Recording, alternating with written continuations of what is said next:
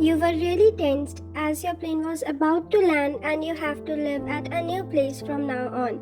Although you have studied abroad and lived at so many new places, but this time it was new and unique for you because your mother got married, and since you also have completed your graduation, you have to live with your mother and your stepdad, Mr. June. The time you got out of the airport, you saw so many security guards, all dressed in black, and to your surprise, all of them surrounded you, making you more scared. Guard, Miss Ryan, all the guards spoke to you that made you center of attraction of the whole airport, and everybody was watching you that made you so awkward. Ryan, are you all sent by Mr. June? Guard, ma'am. One of the guard nodded and showed you the way to the car, so you hurriedly sat inside the car because all of the attention that you was getting made you a bit overwhelmed. After a good 1 hour ride, you were right in front of the huge mansion. During the way to the mansion, you saw only Jungkook. That made you conclude that your step-family must be a high-ranked one. That's the reason why they needed tight security, and he sent for you too. And that is why they've built their home in such a desolated place, out of the town and out of the crowd. Then you took a deep breath and stepped inside the mansion. And you were then greeted by your mother, Vian's mom. Yeah, Vian, you're finally back, my heart. Welcome back, she said while hugging you, and you hugged her back with the same passion. Your mother is really nice and caring, but after your biological father's death in an accident when you were just 5 years old, she was broken, but she thought about you and did whatever she could. Even she worked harder for you, and then she sent you abroad to study. Meanwhile, the time she met Mr. June, both started feeling for something in heart for each other in a positive way.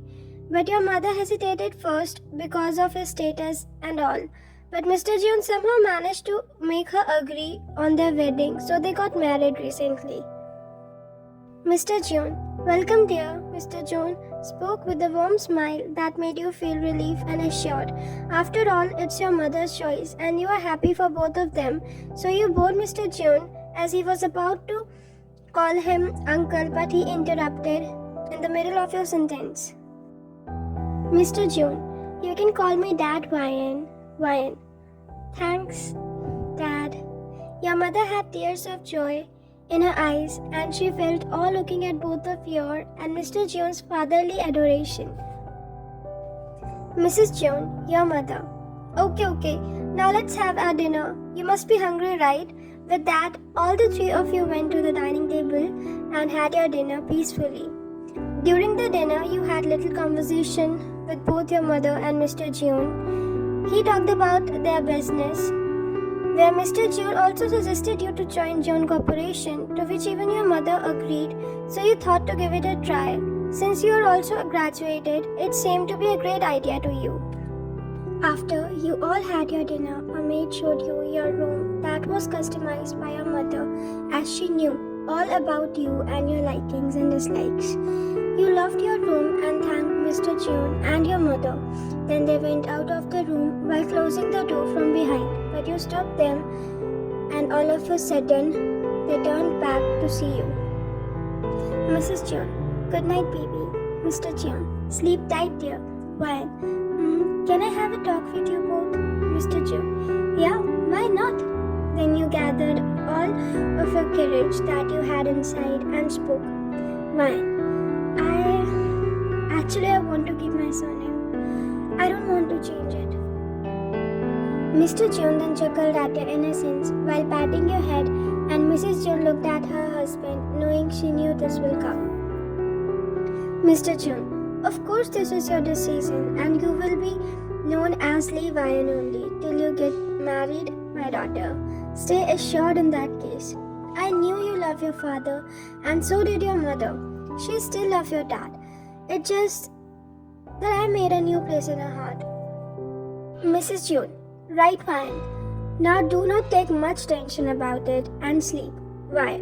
Thank you so much, Dad. You jumped out of happiness and hugged Mr. June, to which your mother chuckled, and Mr. June got tears of happiness listening to you calling him dad. He felt as if he won a battle.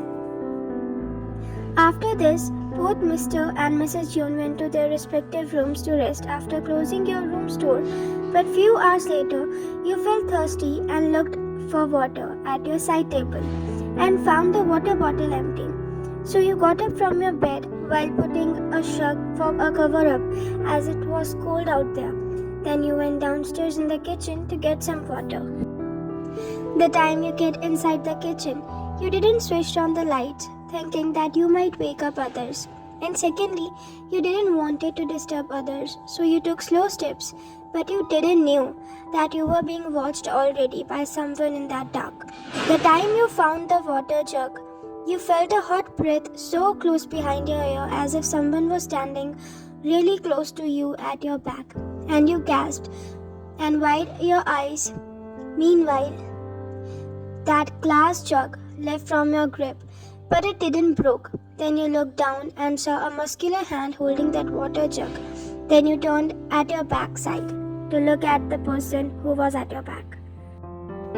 Your lower back was pressed against the kitchen counter, and you saw a man in front of you.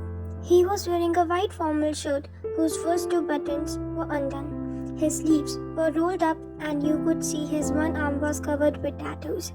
When he put back the glass jug back on the kitchen counter, then he leaned towards you, and you could smell the strong alcohol.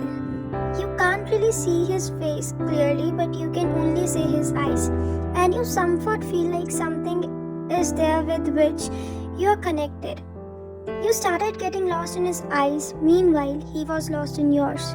Although your face was clearly visible to him because of the moonlight that was hitting your face through the window.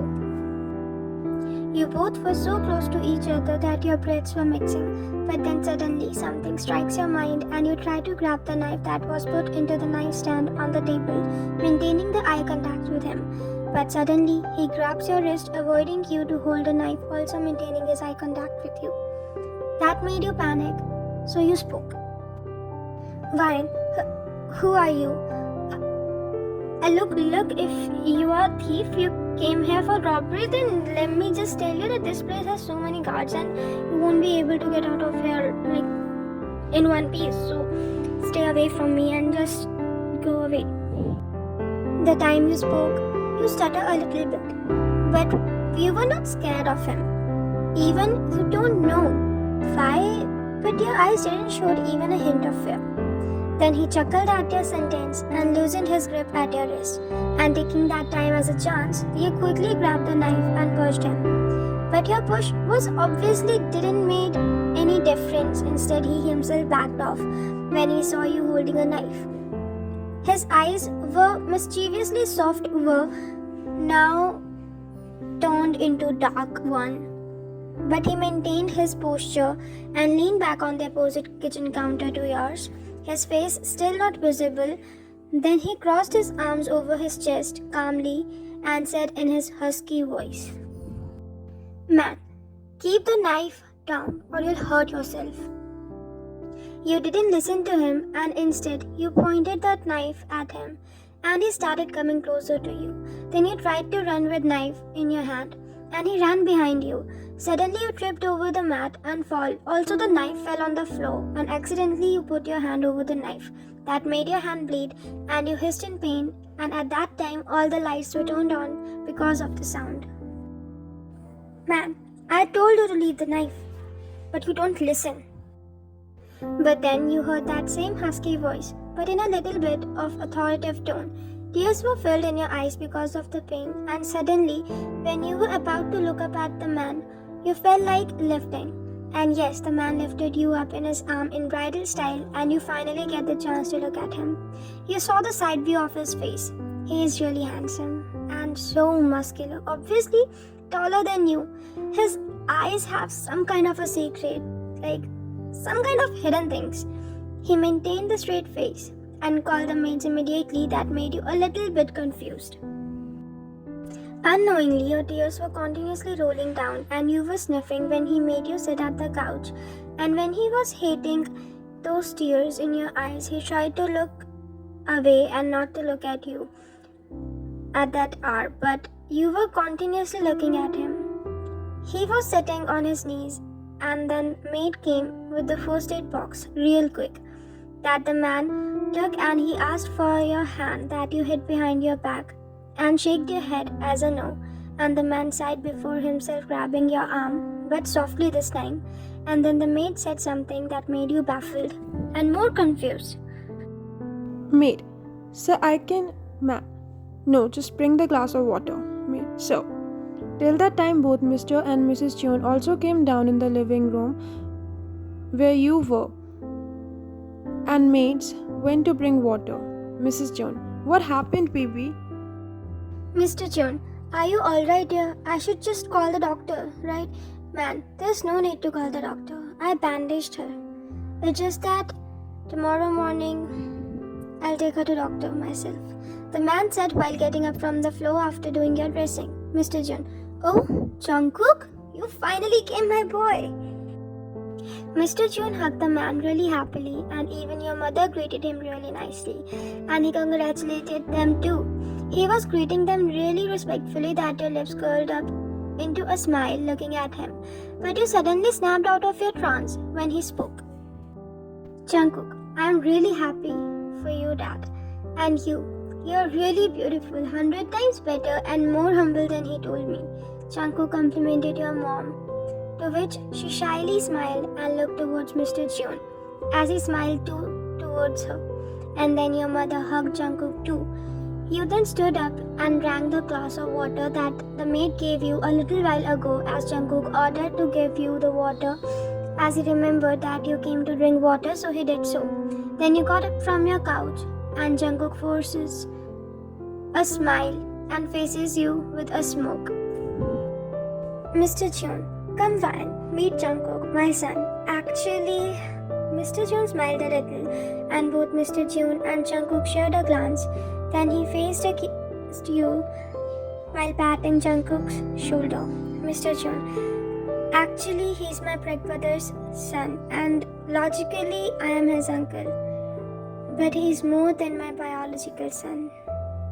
He is just my life. Although we are not blood related, but we are blood related somehow too. I just can't do anything without him. Jungkook, I lost my parents in a car accident when I was 6. And since then, it has been 18 years, and this man right here has been there for me always.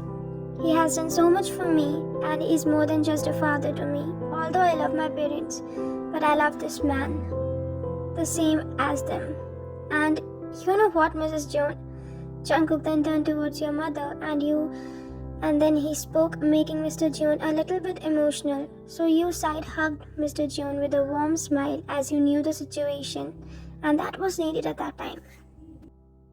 Jungkook, you know what? I know he will never admit it, but he chose to stay single just because of me. He never got into any relationship because of me, as he knew that was not appropriate in that situation, although later he had many chances to do so, but he never put his hands in this relationship kind of a thing. And when he told me that he is in love, I immediately understood that there must be something really strong and goodwill. I'm really happy for him now. Thank you so much, Mrs. Chun, for coming in his life and completing his life. I will be forever grateful for you.